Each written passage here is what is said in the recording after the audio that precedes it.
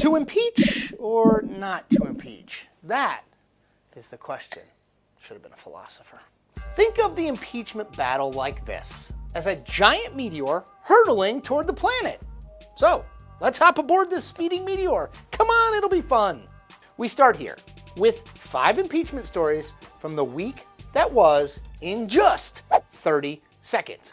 Number 1, Senate Republicans said they would have no choice but to hold a trial if the House impeaches Donald Trump. Number 2, Secretary of State Mike Pompeo admits he was on the infamous July call with Trump and the Ukrainian president. Number 3, former U.S. Special Envoy to Ukraine Kurt Volker testifies on Capitol Hill.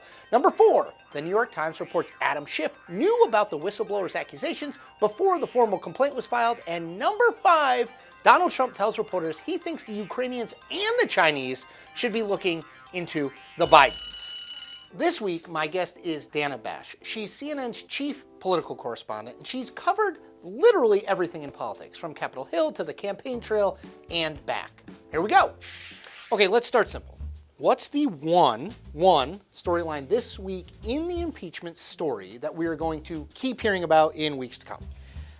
You know, the biggest is that the president keeps saying out loud and in public what he said in this phone call. He said it loud and clear. Saying the quiet part out loud. He said the quiet part out loud, and he added to that. Yep. He added, oh, and it's not just Ukraine. How about China? I'll ask China to investigate Joe Biden. It just blows the mind. China should start an investigation into the Biden. This is not normal stuff, right? Okay, so speaking of not normal in comparisons, I'm old enough, and you're barely old enough to remember the last time we went through impeachment in Washington. Impeachment proceedings. Bill Clinton. What's different now versus back then? Well, there are lots of differences. I think the most important that we're seeing play out is that Bill Clinton was in his second term. He'd already won his second term. Yep. And Donald Trump is not only in his first term, he is actively in a re-election campaign and has a huge apparatus already built up, an enormous war chest built up. $125 million raised in the third quarter alone. Exactly, Yeah. exactly. And so they are actively becoming the anti-impeachment political juggernaut team. And so that is the war room that President Clinton had inside the White House because he didn't have a re-election team because it was already done. You mentioned this a little bit. Let's, to the extent that we can, go inside this White House. What's the mood right now? Do we have any sense of, is there an isolated Trump, a resolute Trump? I think we saw it. I mean, it's like he says the quiet part out loud. He puts it all out there.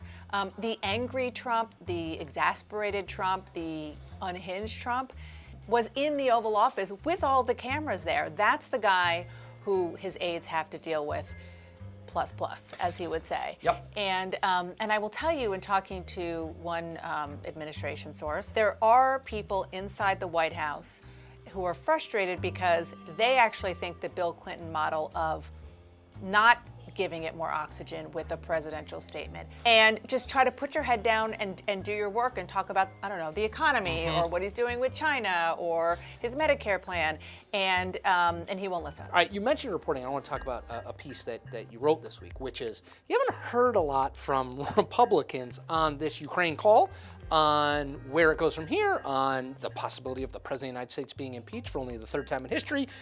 Why, and does that dam break? Well, we saw some spin at the beginning. The real Trump loyalists were spinning out of control, that it's a nothing burger, that there's really, it's appropriate.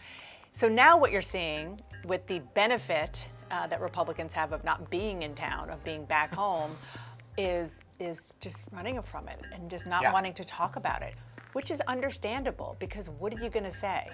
Particularly the handful or so of Senate Republicans who are up for re-election in 2020, who are in purple states, who are in vulnerable seats. Cory Gardner, Martha McSally. Exactly. Susan Collins. Exactly. Last one. The New York Times reported that Adam Schiff knew about the whistleblower and his or her, I guess, concerns prior to the formal complaint being filed through the official channels. Big problem, small problem, no problem for Democrats who are trying to keep the focus on Trump.